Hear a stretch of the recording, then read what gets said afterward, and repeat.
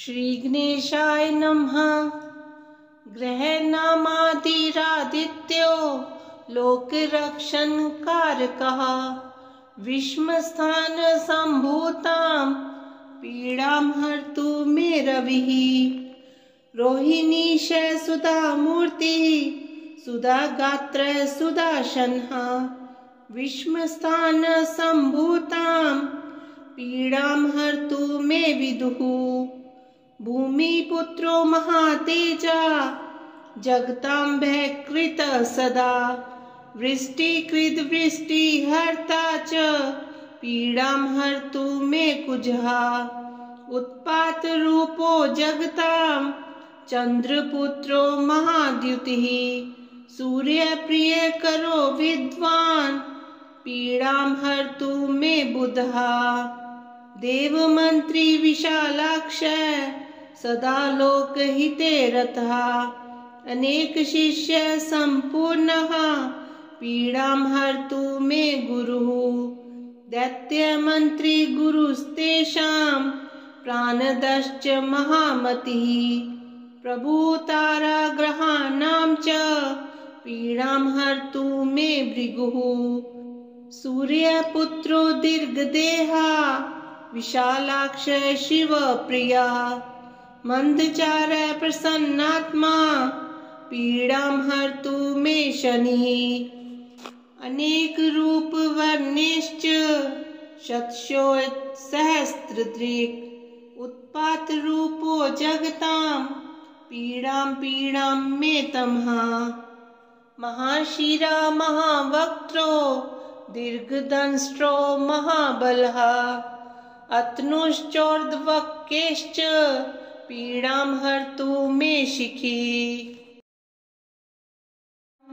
राहुर्दानवमन्त्री च सिंहकाचित्नन्दनः अर्धकाये सदा क्रोधी चन्द्रादित्यविमर्दनः। रौद्रो रुद्रप्रियो दैत्यः स्वर्भानुर्भानुभीतिदः ग्रहराज सुधापायी राकातिथ्यभिलाषुकः कालदृष्टिः कालरूपः श्रीकण्ठ हृदयाश्रयः विन्दुदुदः सहीक्यो घोररूपो महाबलः। ग्रहपीडा करो दृष्टि रक्तनेत्रो महोदरः 25 नामानि समृत्वा राहुं सदा नरः। ये पठेन् महती पीडा तस्य नश्यति केवलम् आरोग्यं पुत्रमतुलां श्रियं धान्यं पशूंस्तथा ददाति राहुस्तस्मै। ये पठते स्तोत्रमुत्तमं सततं पठते यस्तु जीवेद् वर्षशतं नरः। तपसा धर्ममाराध्य पुष्करे भास्करः पुरा धर्मं सूर्यः सुतं प्राप धर्मराजं नमाम्यहम्। समता सर्वभूतेषु यस्य सर्वस्य साक्षिणः अतो यन्नाम शमनम् इति तं प्रणमाम्यहम्। येनानन्तश्कृतो विश्वे सर्वेषां जीविनां परम् कर्मानुरूपं कालेन तं कृतान्तं नमाम्यहम्। बिभर्ति दण्डं दण्डाय पापिनां शुद्धिहेतवे नमामि तं दण्डधरं यशास्ता सर्वजीविनां विश्वं च कलयत्येव यस्वेषु च सन्ततम् अतीव दुर्निवार्यं च तं कालं प्रणमाम्यहम्। तपस्वी ब्रह्मनिष्ठो यः संयमी संजितेन्द्रियः जीवनं कर्म फलदायकः तं यं प्रणमाम्यहम्। स्वात्मा रामश्च सर्वज्ञो मित्रं पुण्यकृतां भवेत् पापीनां क्लेशदो नित्यं पुण्यमित्रं नमाम्यहम्। यज्जनं ब्रह्मणोषेण ज्वलन्तं ब्रह्म तेजसा यो ध्यायति परं ब्रह्म तमीशं प्रणमाम्यहम्। इत्युक्त्वा सा च सावित्री प्रणनामयमं मुने। यमस्तां शक्तिभजनं कर्मपाकमुवाचः। इदं यमाष्टकं नित्यं प्रातरुत्थाय यः पठेत् यमातस्य भयं नास्ति सर्वपापप्रमुच्यते। महापापी यदि पठेन् नित्यं भक्तिसमन्वितः यमः करोति संशुद्धं कायव्यूहेन निश्चितम्। जपाकुसुम संकाशं द्विभुजं पद्महस्तकं सिन्दूराभरणमाल्यं च रक्तगन्धानुलेपनं माणिक्यरत्नखचित सर्वाभरणभूषितं सप्ताश्वरथवाहं तु मेरुं चैव प्रदक्षिणं देवासुरवरैर्वन्द्यं गृणिभिः परिसेवितं ध्यायेत् पठेत् स्वर्णाभं सूर्यस्य कवचं मुदा। गृणिः पातु शिरोदेशे सूर्यः पातु ललाटकम् आदित्यो लोचने पातु श्रुति पातु दिवाकरः घ्राणं पातु सदा भानुः मुखं पातु सदा रविः जिह्वां पातु जगन्नेत्रः कंठं पातु विभावसुः स्कंदो गृहपतिः पातु भुजो पातु प्रभाकरः क्रावपचकरः पातु हृदयं पातु नभोमणि द्वादशात्मा कटिं पातु सविता पातु सक्थिनी उरु पातु सुरश्रेष्ठो जानुनी पातु भास्करः जंगे में पातु मार्तंडो गुल्फो पातु त्विषाम्पतिः पादो दिन मनिः पातु पातु मित्रोऽखिलं वपु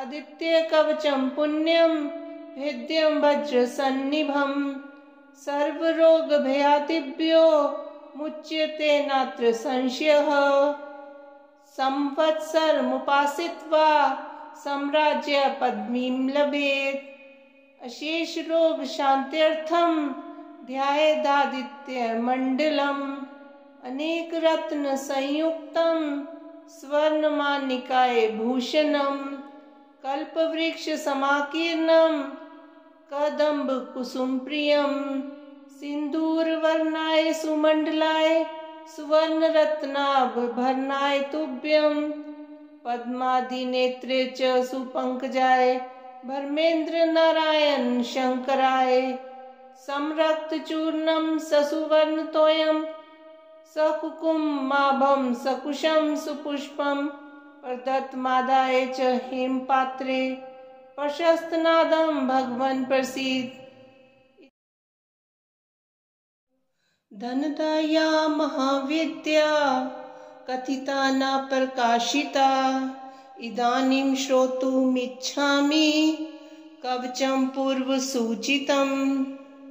शिव उवाच शृणु देवी प्रवक्ष्यामि कवचं मन्त्रविग्रहं सारतरं देवी कवचं मन्मुखोदितं धनदा कवचसयासय कुबेर ऋषिरीरितः पंक्तिश्छन्दो देवता च धनदा सिद्धिदा सदा धर्मार्थ काम मोक्षेषु विनियोगः प्रकीर्तितः धम बीजं मे शिरः पातु हिम बीज मे ललाटकम् श्री बीजं मे मुखं पातु रकारं हृदिमेव तु तीकारं पातु जठरं प्रिकारं पृष्ठतोऽवतु येकारं यङ्योर्युग्मे स्वाकारं पादयोर्युगे शीर्षादिपादपर्यन्तम् आकारं सर्वतोऽवतु। इत्येतत् कथितं कान्ते कवचं सर्वसिद्धिदम् गुरुभ्यर्च विधिवत् कवचं परपठेद्यति। शतवर्षसहस्राणां पूज्यः फलमाप्नुयात् गुरुपूजां विना देवी नहि सिद्धिः प्रजायते। गुरुपूजात् परो भूत्वा कवचं परपठेत् ततः सर्वसिद्धियुतो भूत्वा विचरेद् भैरवो यदा। प्रातः काले पठेद्यस्तु मंत्रजाप पुरःसरं सोऽभीष्टुलमाप्नोति सत्यं सत्यं न संशयः। पूजा काले पठेद्यस्तु देवीं ध्यात्वा हृदयम्बुजे षण्मासाभ्यन्तरे सिद्धिर्नात्र कार्यविचारणा। सायंकाले पठेद्यस्तु स शिवो नात्र संशयः। भुजं विलिख्य गुटिकां स्वर्णस्थां धारयद्यदि।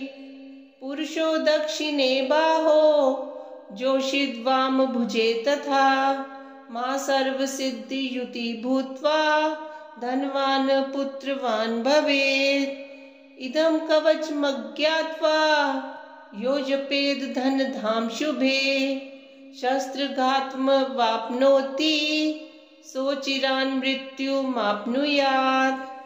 कवचेनावृतो नित्यं यो हि यत्रैव गच्छति तत्रैव स महादेवी सम्पूज्यो नात्र संशयः।